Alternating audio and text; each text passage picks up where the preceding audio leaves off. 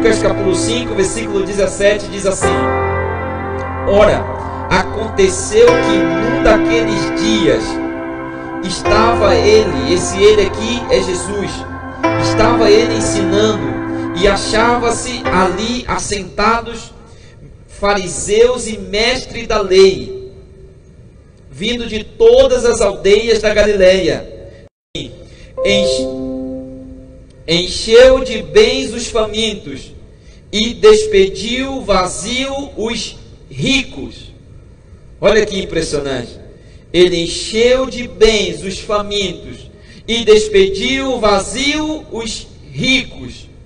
Pessoas que vinham famintas para receber a palavra de Deus, pessoas que vêm com sede de Deus. Toda vez que nos aproximarmos da sua palavra, devemos ir com sede. E se você vir com sede, se você vir com fome, você será saciado. Agora, muitos vinham se achando ricos, se achando já cheios, e esses saíam vazios da presença de Cristo. Era assim. Muitos retornavam vazios. Agora vamos continuar a leitura, agora no verso 18.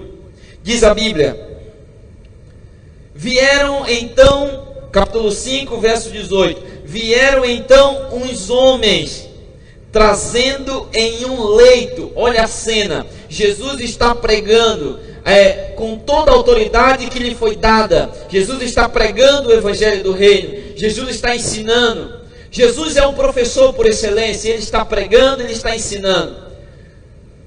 Ainda sobre esse texto do versículo 18, muitas pessoas têm uma visão de Cristo como alguém apenas que veio aqui nesse mundo realizar curas. É bem verdade que Jesus fez cura, mas Jesus mais ensinou a verdade do reino do que operou curas, porque as pessoas tinham uma visão distorcida do reino. E Jesus agora veio pregar o evangelho, veio proclamar o evangelho do reino, para levar o povo novamente a ter uma concepção correta do evangelho, uma concepção correta das coisas de Deus, uma concepção correta do evangelho do reino. Diante dessa cena, diante desse quadro, diz a Bíblia no versículo 18: vieram então uns homens, trazendo em um leito, que? Um paralítico, e procurava introduzi-lo e pô-lo diante de Jesus. Olha que cena, Jesus está pregando. De repente vieram uns homens, trazendo em um leito um paralítico. Deixa eu explicar para você o que era ser um paralítico nos tempos de Cristo. Assim como a lepra, o paralítico também era tido como alguém que estava recebendo de maneira antecipada os juízos de Deus. Então a pessoa, de certa forma, ela era excluída da sociedade. Esse paralítico, a escritora Ellen G. White, profetisa da Igreja Adventista do Sétimo Dia, ela diz que esse paralítico já havia solicitado por muitas vezes ajuda dos líderes daquela época, daqueles que lideravam a igreja, mas sem solução. Mas o problema dele não era apenas vontade de curar da sua paralisia. Você vai ver isso ao longo do texto. O que ele queria era sentir o perdão de Deus. O que ele queria era o perdão. O que ele queria era a cura da alma. E agora estão trazendo aquele paralítico. Só que tem um porém. Olha o que diz aqui o verso 19. O verso 19 tem algo impressionante. Diz assim: E não achando por onde introduzi-lo. Por causa de quê? Por causa da multidão. Subindo ao eirado, ao telhado, desceram no leito por entre os ladrinhos, para o meio aonde estava Jesus. Olha que impressionante. Uns homens resolvem trazer um paralítico até Jesus, para que eles tenham um encontro com Jesus. Só que entre esse paralítico que estava sofrendo daquela enfermidade, a paralisia era tida como um juízo de Deus, como alguém que estava sofrendo como consequência dos seus pecados, como consequência dos seus erros. E ele estava ali sendo destruído por dentro, com dor na sua consciência, e ele sofria. E ele pediu para algum dos seus amigos, dizendo: me levem até Jesus. Me falaram que Jesus já curou muitas pessoas, então eu também quero ser curado. E pegaram então aquele paralítico e resolveram levar até Jesus. Agora, existia um obstáculo. Diz a palavra de Deus que havia uma multidão. E por causa da multidão, eles não conseguiam ter acesso a Cristo. Toda vez que você tomar uma decisão de se encontrar com Jesus, lembre-se que haverá uma multidão de obstáculos que irão aparecer para você não se encontrar com Jesus, para você não ter encontro com Ele. O inimigo vai apresentar obstáculo diante de você. Talvez eu estou falando nessa noite para alguém que já disse assim: eu vou seguir a Cristo, eu vou ser um seguidor de Cristo, eu vou fazer a vontade de Deus na minha vida. Mas quando você nem pensou em dar o primeiro passo, já começou a vir os problemas. E você disse assim: não, eu vou dar um passo, eu vou recuar um pouquinho aqui. E é sempre assim. Toda pessoa que decide ter um encontro com Cristo pode aguardar que vai aparecer uma multidão de problemas, uma barreira para você não se encontrar com Cristo. Porque ali está a fonte, ali está a solução para as inquietações do ser humano. E lá estava a multidão. Aqueles homens estavam carregando um paralítico, eram 4 homens, estavam carregando aquele paralítico. O paralítico, ele só pode fazer as coisas se alguém fizer por ele. A minha avó, ela sofria de AVC. Ela teve um derrame onde metade do seu corpo ficou todo paralítico. E eu lembro bem, eu era pequeno, quando chegava a hora do almoço, alguém tinha que ir até a minha avó, pegar a colher e dar comida para ela. Quando ela precisava ir no banheiro, alguém tinha que pegar a minha avó e conduzir ela. Na verdade, ela nem ia para o banheiro porque ela não podia, tinha que ser no bacio. Imagina que você ser um paralítico é algo terrível. Porque se você está com sede, você precisa de uma pessoa. Se você está com fome, você precisa de uma pessoa. E agora ele queria se encontrar com Jesus. Tinha uma multidão aglomerada querendo ver a Cristo. O que aquele paralítico faz? Dizem que quem tem amigo, tem tudo, né? A Bíblia chega até a dizer um texto que diz assim, que há amigos mais chegados do que um irmão. E com todo respeito ao meu irmão, se ele estiver nos assistindo, mas eu tenho amigos que são mais chegados do que meu irmão. Amigos do peito que carregam comigo. Eu não vou falar aqui para ele não ficar vaidoso, né? Mas a gente tem amigo. E eu acho que você tem também. Sabe aquelas pessoas que você pode contar? E esse paralítico, ele fez isso. Ele chamou 4 amigos. E olha o que diz a palavra de Deus. Que esses 4 amigos pegaram esse leito e começaram a subir em cima do telhado. E eles desceram Jesus, e eles desceram aquele paralítico no meio aonde estava Jesus. E no verso 20, e eu queria que fosse projetado aqui, porque esse verso 20 é a suma da pregação dessa noite. Presta atenção no verso 20. Aqui tem algo que precisamos atentar para o verso da Bíblia.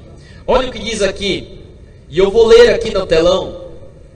Vendo-lhes a fé, Jesus disse ao paralítico: homem, estão perdoados os teus pecados.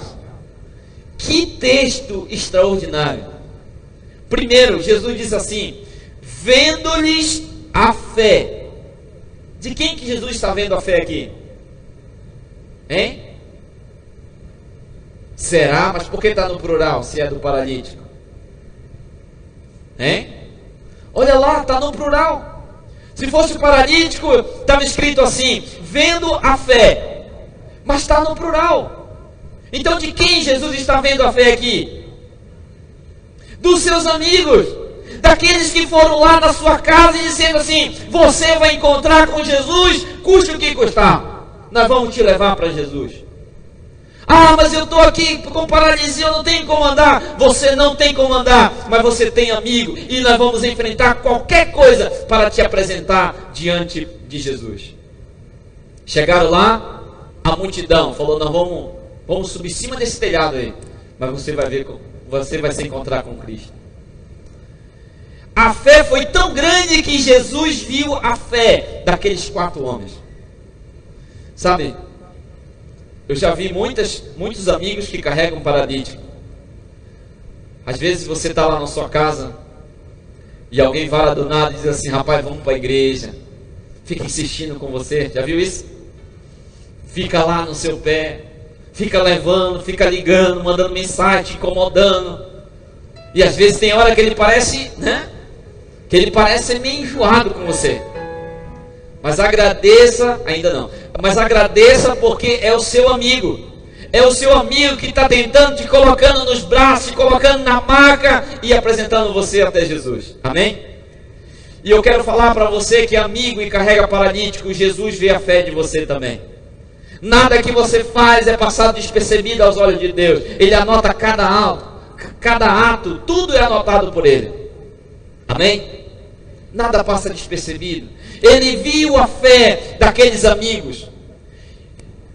Mediante a fé daqueles amigos que trouxeram aquele paralítico, Jesus disse então àquele paralítico. Agora, o mais impressionante é o que Jesus fala para aquele paralítico: homem, estão perdoados os teus?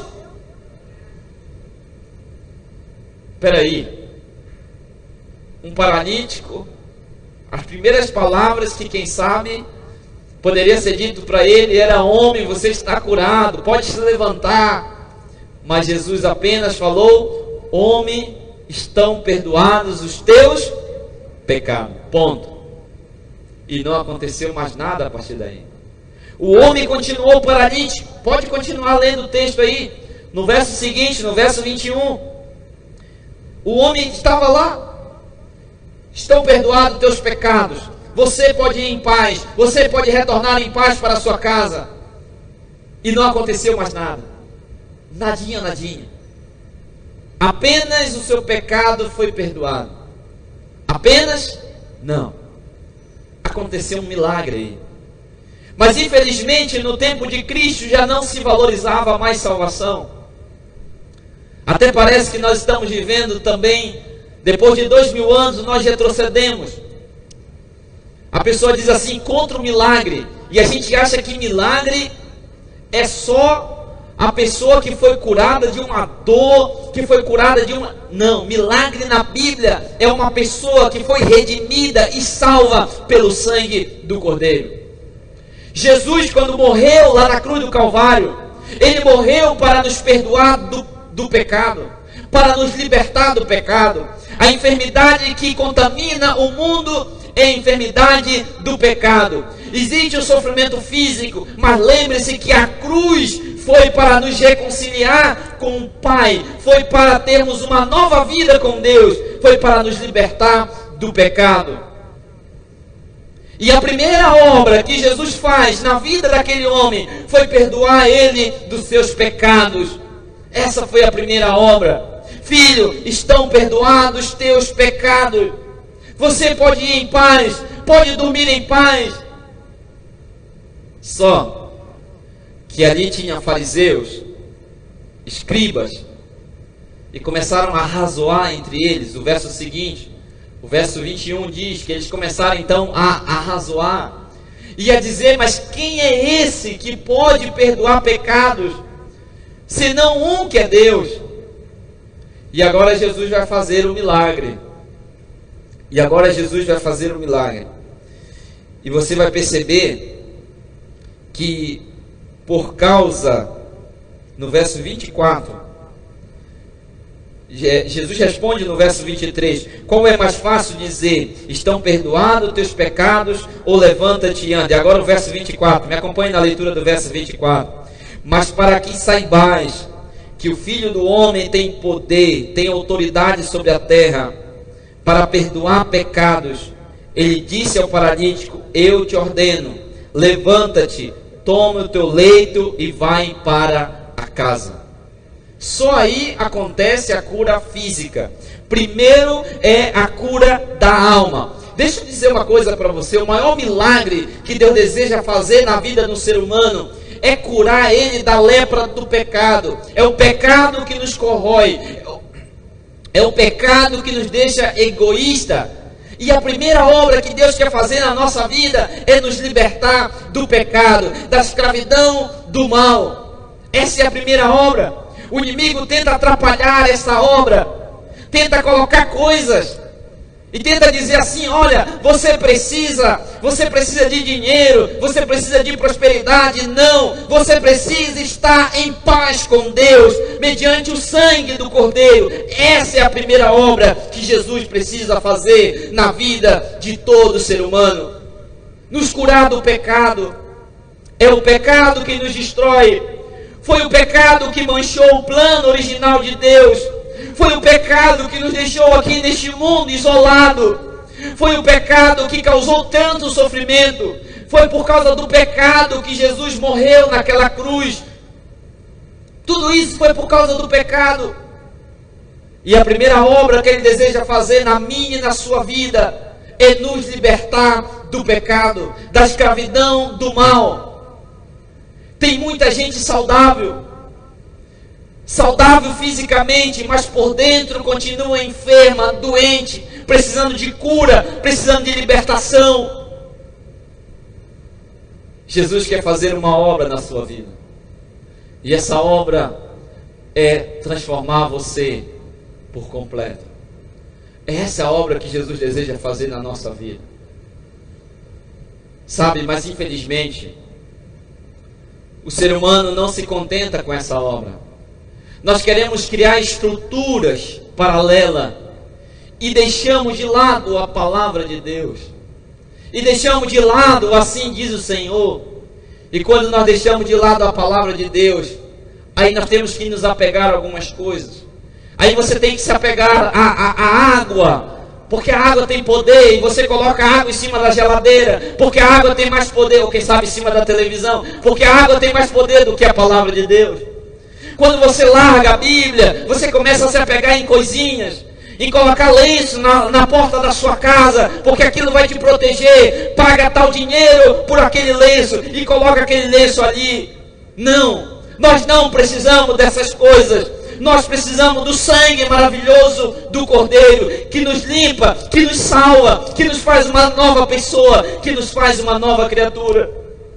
O que nós precisamos é nos humilharmos na presença de Deus e ouvirmos dos lábios de Cristo: Filho, perdoados são os teus pecados, vai e não peques mais, não faça mais isso. Isso não seria o suficiente? Existe um prazer maior do que estarmos em paz com Deus? Existe um prazer maior? Não. Esse é o nosso prazer, estarmos em paz com Deus. Aquele paralítico, ele foi perdoado e ficou em paz com Deus. Já não havia mais dúvida no seu coração. Ele ainda estava paralítico, mas a paz já brotava no seu coração. E depois, Jesus fez uma segunda cura, que foi a cura física. Por causa de quem que ele fez a cura física? Por causa daqueles incrédulos. E o incrédulo, ele tem que ver para crer. Ele não crê na obra interna, ele tem que ver fisicamente. É como Tomé. Tomé disse assim: olha, se eu não colocar o dedo, se eu não ver com meus próprios olhos. E Jesus disse: bem-aventurados, felizes são aqueles que não viram e creram. Eu queria partilhar um último versículo com vocês para terminarmos esse momento. Está lá no Salmo 103. Se você tiver a sua Bíblia aí, eu quero terminar lendo esse versículo com vocês, falando das misericórdias de Deus. O tema de hoje é renascido pela fé. Esse paralítico, ele renasceu por causa da fé dos seus amigos. E talvez muitas pessoas irão renascer porque um outro amigo o convidou e o trouxe para cá. E a palavra de Deus agora começa a renascer na sua vida. E eu vou ler alguns versículos. O 103, eu vou ler o versículo 3 primeiro. Salmo 103, versículo 3 diz assim: o nosso Deus é Ele quem perdoa todas as nossas iniquidades, que sara todas as suas todas as tuas enfermidades. Amém? Olha que bonito. Ele diz mais no verso 4: quem da cova redime a tua vida e te coroa de graça e misericórdia. Agora eu vou ler o verso 8, que diz assim: o Senhor é misericordioso, é compassivo, longânimo e assaz benigno. E o verso 9 ele diz: não repreende perpetuamente, nem conserva para sempre a sua ira, não nos trata segundo, olha que verso, o verso 10, não nos trata segundo nossos pecados, nem nos retribui consoante as nossas iniquidades. O Senhor não nos trata como nós merecemos, nós somos tratados melhor do que merecemos. E agora o último versículo para finalizar está no verso 13, que diz assim: como um pai se compadece de seus filhos, assim o Senhor se compadece dos que o temem. Amém? Você não quer um pai desse? Você não quer um pai desse? Assim como um pai se compadece dos seus filhos. Assim como um pai. Pode ser que você não tenha um bom exemplo de pai. Pode ser que seu pai não tenha sido tão bom assim. Mas eu quero mostrar o pai da Bíblia. Aquele que cuida. Aquele que ama. Como um pai se compadece dos seus filhos. Como um pai se compadece dos seus filhos, assim o Senhor se compadece daqueles que o amam. Cristo deseja fazer uma grande obra na sua vida. Cristo deseja restaurar a sua vida. Eu não sei o que te atormenta. Eu não sei qual é o pecado que te perturba. Talvez você vive uma vida de escravidão. Talvez você, quando chega lá na sua casa, quando coloca a sua cabeça no travesseiro, você sente vontade de chorar. Quando as luzes se apagam, quando você fica sozinho, você sente tristeza, sentimento de culpa, vontade de jogar tudo por alto. Eu não sei aquilo que te assola, eu não sei quais são tuas lutas, eu não sei qual é o pecado que te incomoda, mas Jesus deseja te perdoar, Jesus deseja te sarar. Jesus deseja te dizer para você hoje: perdoados são os teus pecados. E você pode sair daqui em paz com Deus depois dessa mensagem. E você pode dormir em paz com Deus se você confessar o seu pecado. Talvez você que nos assiste, eu também falo para você: apresente seus pecados diante do Senhor e todos os seus pecados serão perdoados. E você poderá dormir em paz com Deus. Perdoados são os teus pecados. Eu li um artigo recente. A maior parte das doenças hoje, elas se originam na mente. E quando vamos mais a fundo, ela se origina na mente e de alguma forma ela vem de uma pessoa que está carregada com um sentimento de culpa, que precisa ser aliviada, que precisa ser libertada. E é por isso que talvez é isso que você está necessitado. Não quer você nessa noite dizer: Senhor, me cura, me faz uma nova pessoa, me faz uma nova criatura.